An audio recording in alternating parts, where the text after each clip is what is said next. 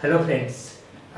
आज के इस वीडियो में हम डिस्कस करेंगे ऐसी क्या चीज़ें हैं जिनसे हम हमारा टैक्स सेव कर सकते हैं। ऐसे कौन से इन्वेस्टमेंट है या कौन से एक्सपेंसेज हैं जिनकी हेल्प से हम हमारा टैक्स कम कर सकते हैं, टैक्स की सेविंग कर सकते हैं। और अभी फरवरी और मार्च का टाइम चल रहा है, आप सबके पास ईमेल्स आ रही होगी फ्रॉम द एचआर डिपार्टमेंट और from the accounts department that you need to submit the proof of the investment, ताकि आपका टीडीएस कम कट सके। तो इस वीडियो में वो सारी चीज़ें हम आज जानेंगे जिनसे हमको हमारे टैक्स में फ़ायदा मिल सके। सबसे पहले बेसिक आप सबको पता है, सेक्शन 80C आपने लाइफ इंश्योरेंस प्रीमियम में इन्वेस्ट किया है, आपने पीपीएफ में इन्वेस्ट किया है, specified mutual fund, specified bank FDR. तो इन सब में यदि आपने इन्वेस्टमेंट किया है या फिर बच्चों की ट्यूशन फीस के लिए भी आप 1.5 लाख तक की 80C में आप डिडक्शन क्लेम कर सकते हैं। उसके बाद में आते हैं सेक्शन 80D। यदि आपने आपके लिए, आपकी वाइफ के लिए और आपके चिल्ड्रन के लिए आपने यदि मेडिकल इंश्योरेंस प्रीमियम पे किया है तो 25,000 तक का आप डिडक्शन ले सकते हैं। और यदि आपने आपके पेरेंट्स का प्रीमियम पे किया है तब भी आप 25,000 का अलग से आप डिडक्शन क्लेम कर सकते हैं। यदि आप में से किसी की भी एज 60 प्लस है, 60 ईयर से ज़्यादा है, तो ये प्रीमियम का अमाउंट, इसमें टैक्स बेनिफिट का अमाउंट आपको अप टू ₹50,000 तक का आपको डिडक्शन मिल सकता है, subject to the actual amount of the premium. इसमें एक चीज़ जो मोस्टली नहीं पता होती, यदि आपने आपके सीनियर सिटीजन पेरेंट्स पे कुछ एक्सपेंस किया है और उनके नाम से कोई हेल्थ इंश्योरेंस पॉलिसी नहीं है, तो उनके मेडिकल एक्सपेंसेस के ऊपर भी आप 50,000 तक की डिडक्शन क्लेम कर सकते हैं। ये एक्सपेंस आपका केस में नहीं होना चाहिए, तो इसको भी आप जरूर से ध्यान रखें। यदि आपका कोई मेडिकल एक्सपेंस आपके पेरेंट्स पे हुआ है तो उसका भी आप बेनिफिट जरूर ले सकते हैं। नेक्स्ट बात करते हैं, यदि आपने होम लोन लिया हुआ है तो प्रिंसिपल रीपेमेंट का अंडर सेक्शन 80C 1.5 लाख तक मिलता है। उसके अलावा जो इंटरेस्ट का पेमेंट होता है वो भी up to ₹2 lakh under section 24 आपको डिडक्शन मिलता है। यदि आप फर्स्ट टाइम होम बायर्स हैं, कुछ कंडीशंस यदि फुलफिल करते हैं तो 2 लाख के अलावा और 1.5 लाख का आपको डिडक्शन मिल सकता है अंडर सेक्शन 80 EEA। उसकी कुछ कंडीशंस हैं, वो कंडीशंस यदि आप फुलफिल करते हैं तो आप 2 लाख का अंडर सेक्शन 24, 1.5 लाख का अंडर सेक्शन 80 EEA, यानी कि टोटल 3.5 लाख का इंटरेस्ट का डिडक्शन आप क्लेम कर सकते हैं।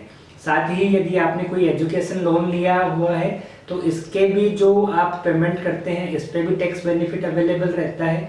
आपके घर में कोई हैंडीकैप्ड पर्सन है या डिसेबल्ड पर्सन है, उनके ऊपर जो भी एक्सपेंसेस हो रहे हैं उनका भी अंडर सेक्शन 80DD आप टैक्स बेनिफिट ले सकते हैं। कुछ आपकी फैमिली में यदि किसी आपके फैमिली मेंबर को स्पेसिफाइड डिजीज है, जो कुछ बड़ी बीमारियां जिनको हम बोलते हैं, ऐसा है तो उनके लिए भी उस पर जो एक्सपेंसेस होते हैं उसके लिए भी आप टैक्स में बेनिफिट ले सकते हैं।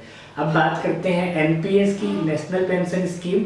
एनपीएस में यदि आप इन्वेस्टमेंट करते हैं तो आपको 50,000 का एडिशनल डिडक्शन आपको मिलेगा। जो सेक्शन 80C का 1.5 लाख है वो तो मिलेगा ही, उसके अलावा आपको 50,000 अंडर सेक्शन 80 CCD1B आपको एक्स्ट्रा डिडक्शन मिलेगा अप टू ₹50,000। साथ ही यदि आपका एम्प्लॉयर आपके बिहाफ पे एनपीएस में इन्वेस्टमेंट करता है उसकी भी आपको डिडक्शन मिलती है अप टू 10% ऑफ सैलरी। साथ ही आप जो भी आपका सीटीसी स्ट्रक्चर है इसमें भी आप कुछ चेंजेस करके आप अपना टैक्स सेव कर सकते हैं। जैसे एलटीए आप ऐड करवा सकते हैं, मोबाइल रीएम्बर्समेंट आप ऐड करवा सकते हैं, फूड कूपन्स आप ऐड करवा सकते हैं। तो कुछ सीटीसी रीस्ट्रक्चर करके भी आपका टैक्स बचाया जा सकता है।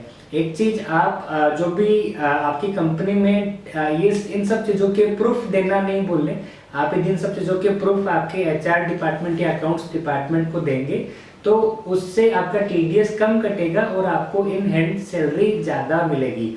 अब इसमें बात ये आती है कि यदि आपने प्रूफ देना भूल गए तो क्या होगा, या फिर आपकी डेडलाइन ऑलरेडी निकल चुकी और आपने प्रूफ सबमिट नहीं किए तो क्या होगा। तब भी कोई टेंशन वाली बात नहीं है। Still we can claim the benefits at the time of filing of ITR. जब आईटीआर फाइल करेंगे तब ये सारे डिडक्शंस एग्जम्पशंस का बेनिफिट आपको मिल सकता है। साथ ही अभी इनकम टैक्स में 2 टैक्स रिजिम है, old tax regime, new tax regime. यदि आपके ज़्यादा डिडक्शंस और एग्जम्पशंस नहीं है तो आप न्यू टैक्स रिजिम को भी फॉलो कर सकते हैं, उससे भी कुछ हद तक आप टैक्स सेव कर सकते हैं। यदि आप रेंट पे रहते हैं तो रेंट रिसिप्ट देना ना भूलें। रेंट रिसिप्ट देके भी आप कुछ एचआरए का टैक्स बेनिफिट क्लेम कर सकते हैं।